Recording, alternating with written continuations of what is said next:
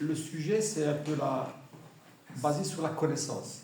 Maintenant, la connaissance de qui ou de quoi. Si je vous pose une question, par exemple, on dit que tout est relatif. Si je vous pose à chacun une question, est-ce que vous connaissez Napoléon? Napoléon, oui. En général, on connaît Napoléon, c'est un empereur français. On connaît un petit peu l'histoire. Bon, on connaît plus ou moins Napoléon. Donc, tout le monde a entendu parler de Napoléon. Alors, si je vous pose la deuxième question, est-ce que vous connaissez vraiment Napoléon? Là, je pense qu'on va être un peu plus hésitant dans la réponse. Qu'est-ce que ça veut dire vraiment? C'est ça que je dis, c'est tout est relatif. Si je vous pose à chacun là maintenant la question, est-ce que vous connaissez votre mère? Oui, je connais. En général, tout le monde. Est-ce que vous connaissez votre père? Est-ce que vous connaissez vraiment votre mère? Et là, je suis certain que la majorité des personnes vont répondre oui. Vous connaissez vraiment. Donc, connaître et connaître. C'est un peu c'est toute cette marge, je voudrais souligner. Maintenant, la troisième question, est-ce que vous connaissez Dieu? Si je pose la question, j'imagine, à une personne de l'extérieur, oui, j'ai entendu parler de Dieu, je connais. Maintenant, si je pose la question subsidiaire, est-ce que vous connaissez vraiment Dieu? Et même à vous, et même à moi, si je me pose la question, est-ce que je connais vraiment Dieu? Est-ce que vous êtes hésitant à la réponse? Je ne sais pas. Qu'est-ce que ça veut dire vraiment Dieu? Est-ce que je connais vraiment Dieu? Ça veut dire quoi? Intimement. Intimement Dieu. C'est connaître ça. Est-ce qu'en général, ce sont des réponses oui ou non? On hésite, hein? On hésite. On l'a jamais vu, ça c'est certain. On n'a jamais vu. Mais maintenant, tout dépend de la foi de chacun. Ouais. Parce que la foi, ce sont les yeux. Donc c'est un peu pour lancer la réflexion et lancer par la discussion, parce que c'est pas une étude. Est-ce qu'on connaît vraiment Dieu? Je pense que la vie chrétienne est... Je ne peux pas dire l'expérience, mais je veux dire, la vie chrétienne nous amène à connaître de mieux en mieux Dieu. On nous apprend à... On devrait connaître de mieux en mieux Dieu, avec la connaissance que nous avons de la parole. On a des personnages dans l'Ancien Testament, on a lu tout à l'heure dans les psaumes. Hein? Et c'est marrant parce que dans les psaumes, c'est Salomon qui parle. Hein? Dans les proverbes, pardon. Dans les proverbes, c'est Salomon qui parle.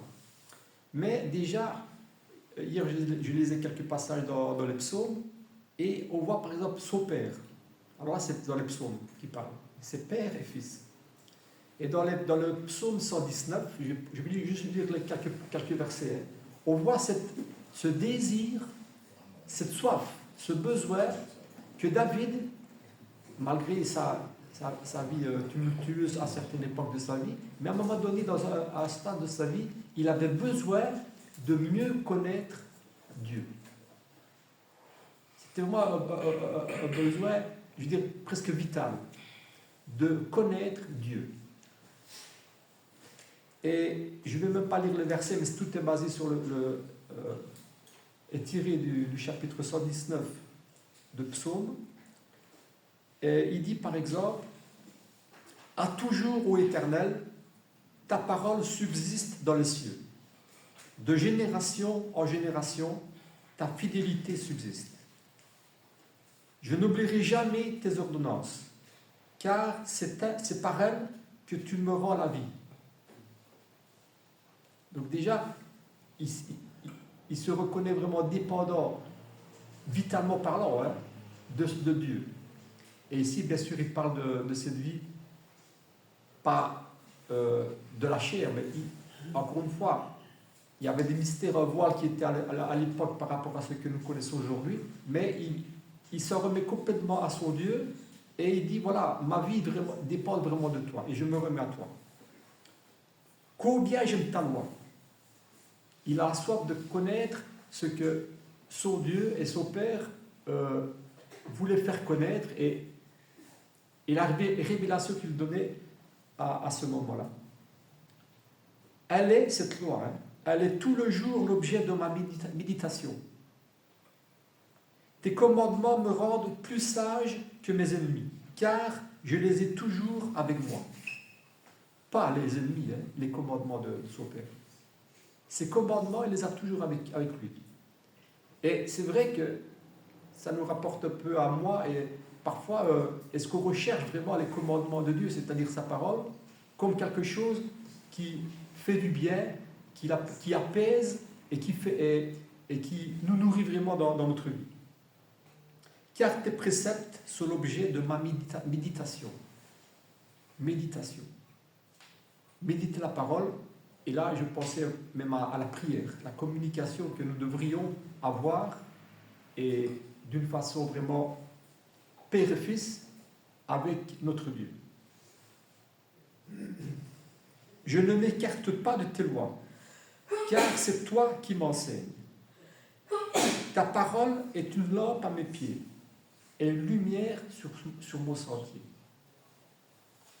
Une lampe à mes pieds et une lumière sur mon sentier.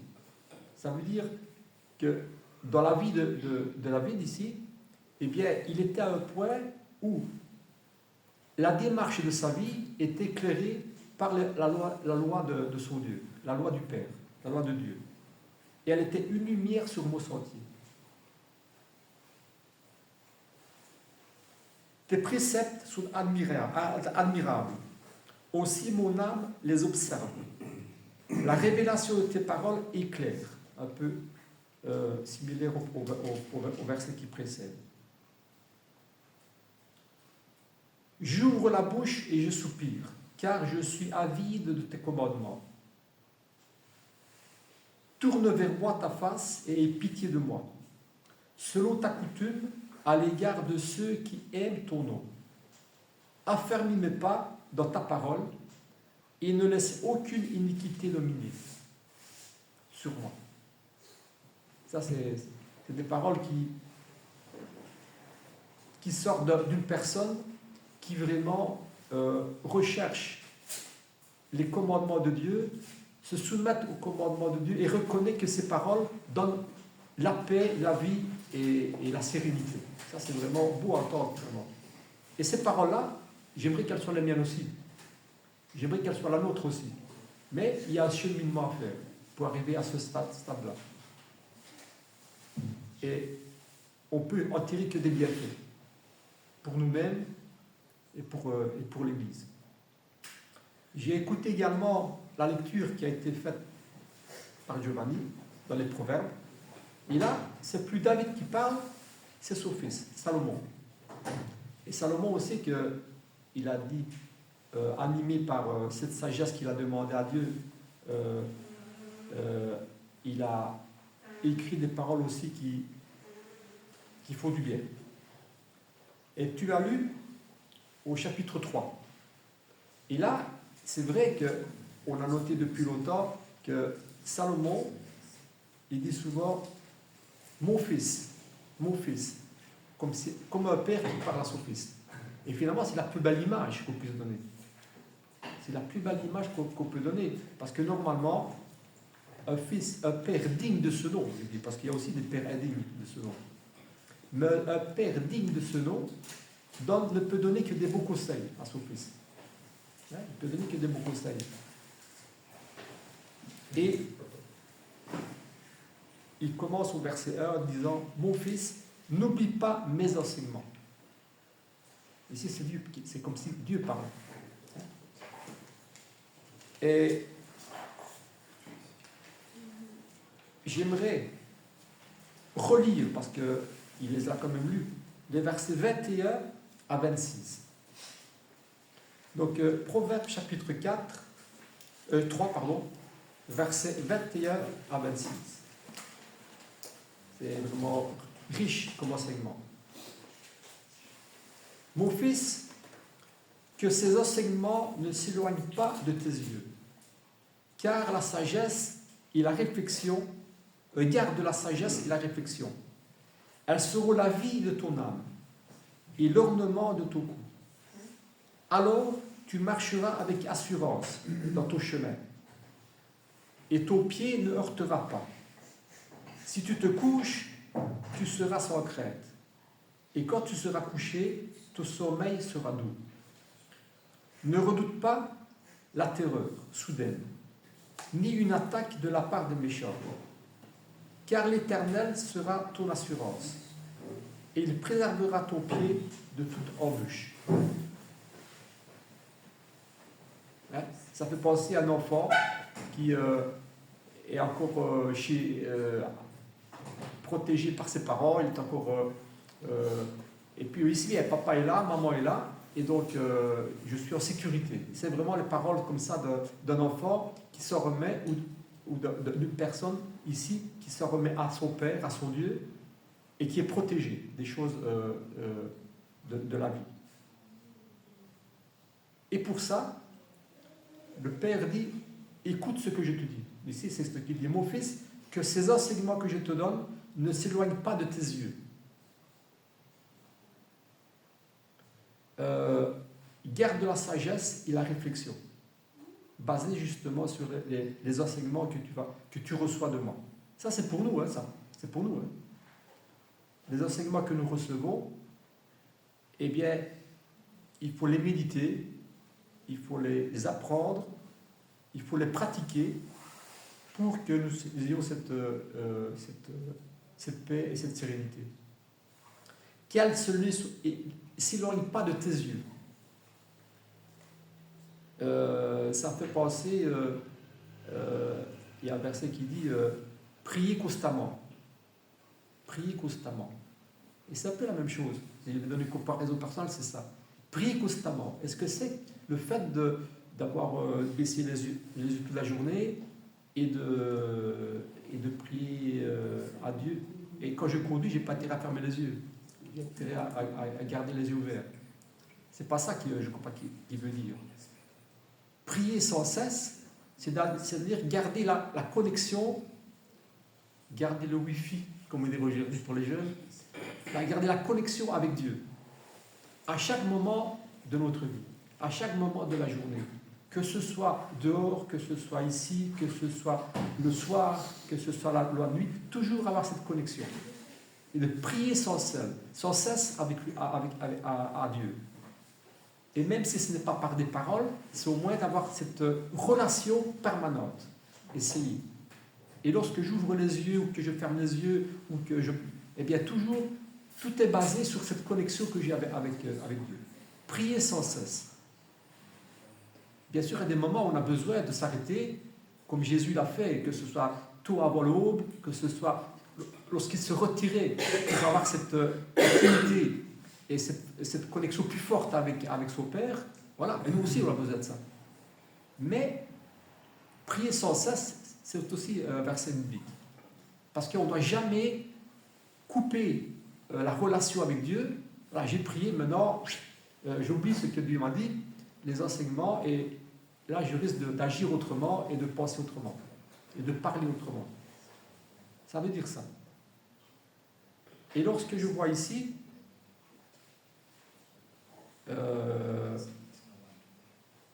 que tes enseignements, verset 21, ne s'éloignent pas de mes yeux, c'est la même chose.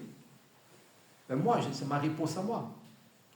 Je n'ai pas toujours le verset 21 ou la parole de Dieu devant les yeux, mais elle devrait être toujours dans nos yeux.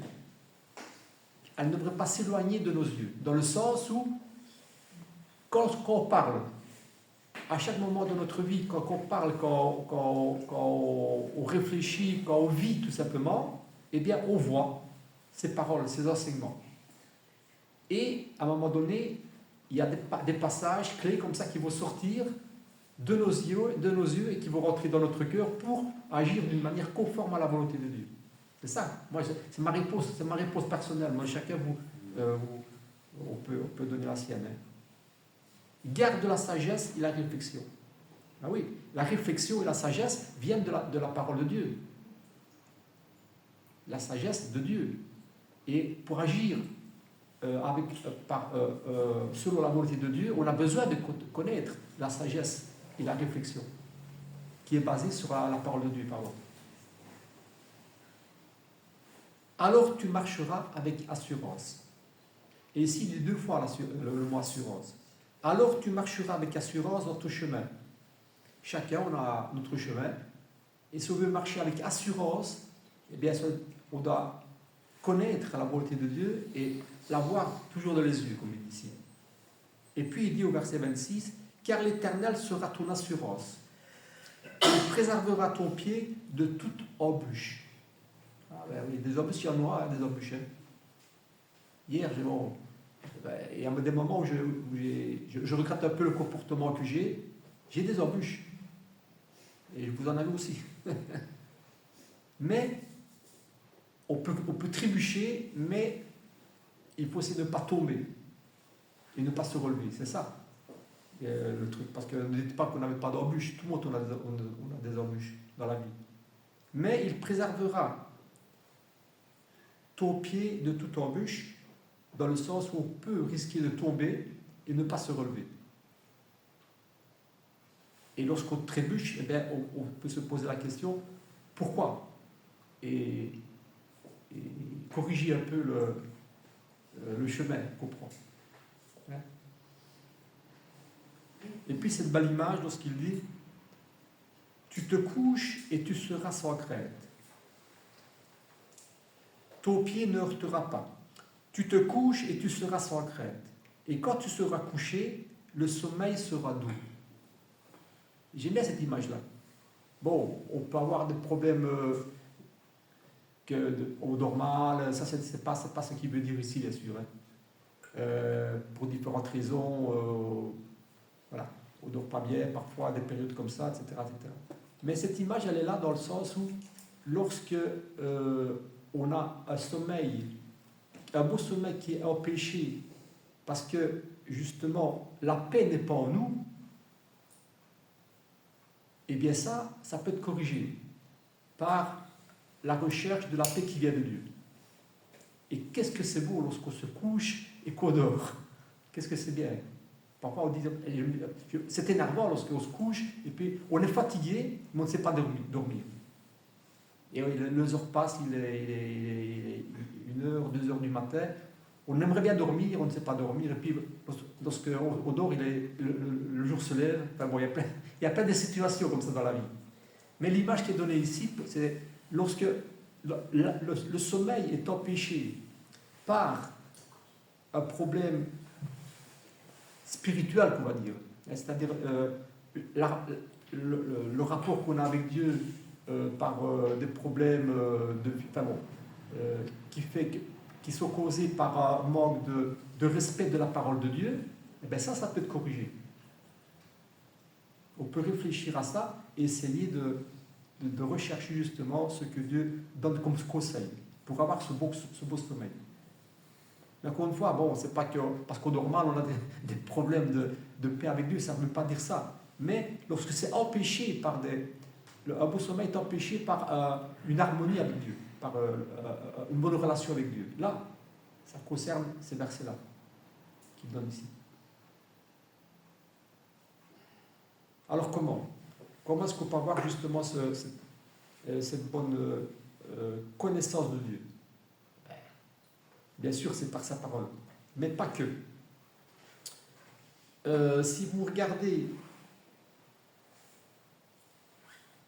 on va lire un passage, par exemple, en Romains chapitre 1. Romains, on va lire 2-3 versets. Romains chapitre 1, on va passer dans le Nouveau Testament.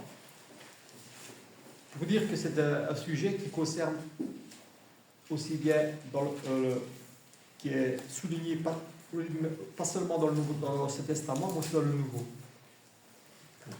En Romains chapitre